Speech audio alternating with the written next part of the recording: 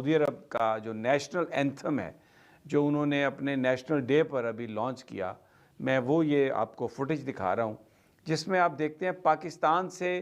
کسی شخصیت کو انہوں نے اس اینتھم میں شامل نہیں کیا، صرف عمران خان اس میں آپ کو نظر آئیں گے پرنس محمد بن سلمان کے گلے لگتے ہوئے، اور یہ انہوں نے اپنے نیشنل اینتھم میں یہ چیز اس کو شامل کی ہے۔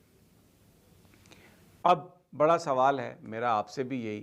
اور یہ میں شریف خاندان سے بھی سوال کرتا ہوں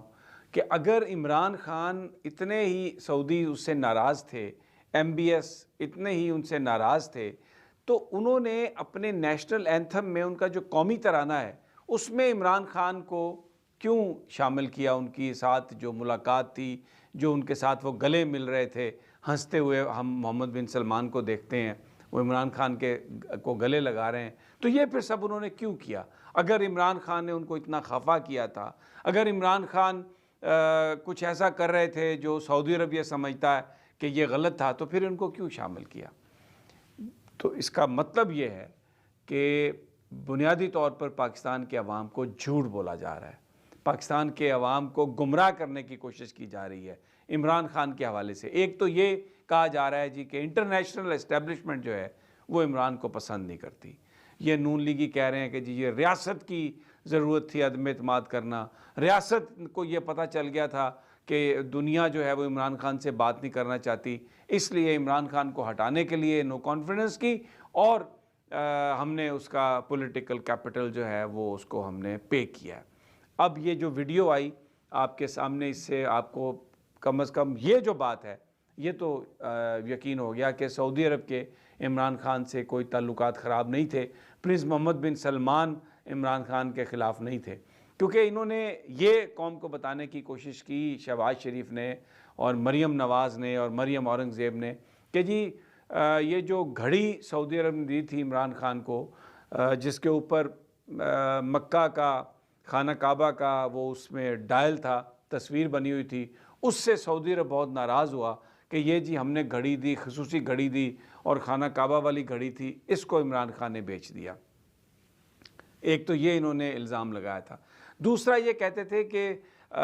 ترکی کے صدر طیب اردوان کے ساتھ مل کے اور ملیشیا کے مہاتیر محمد کے ساتھ مل کر انہوں نے ایک علیحدہ کانفرنس منعقد کی عمران خان نے، اور ایک اسلامی جو ممالک ہیں ان کو ایک لیڈرشپ اور فراہم کرنے کی کوشش کی سعودی عرب کو مائنس کر کے، تو جس سے سعودی عرب بہت ناراض تھا۔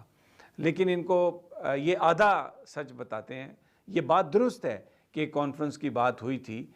طیب اردوان اور اس میں مہاتیر محمد اور عمران خان کا یہ انیشیٹو تھا کہ مسلمانوں کو ذرا ان کی قیادت کو ان ممالک کو فعال بنایا جائے، لیکن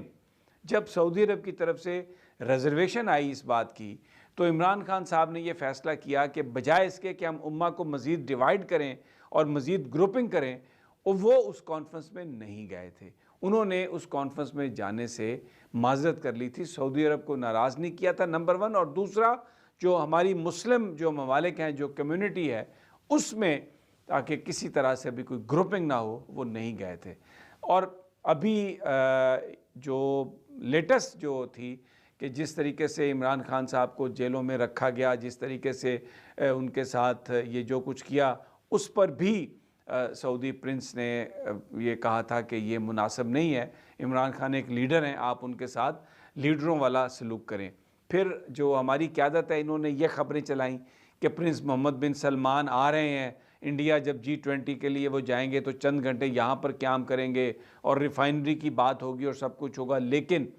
پرنس محمد بن سلمان نہیں آئے، کیونکہ پاکستان کے حکمرانوں نے جو سعودی عرب نے جو یہ ایک ایڈوائز کیا تھا کہ آپ اپنے اتنے پاپولر لیڈر کو، جو اس وقت اسلامی امہ کا لیڈر ہے، ہیرو ہے، اس کے ساتھ ایسا سلوک مت کریں، انہوں نے اس کو نہیں مانا تو وہ یہاں پر نہیں آئے۔ پھر میں آپ کو یہ بھی، مجھے بہت ہی جو قابل اعتماد ذرائع ہیں، انہوں نے مجھے یہ بتایا کہ کیئر ٹیکر پرائم منسٹر واپس آتے ہوئے سعودی عرب رکنا چاہتے تھے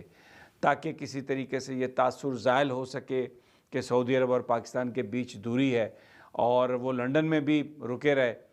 شکر ہے کہ آپ مضبوطی سے کھڑے ہیں، آپ بہت بڑا سہارا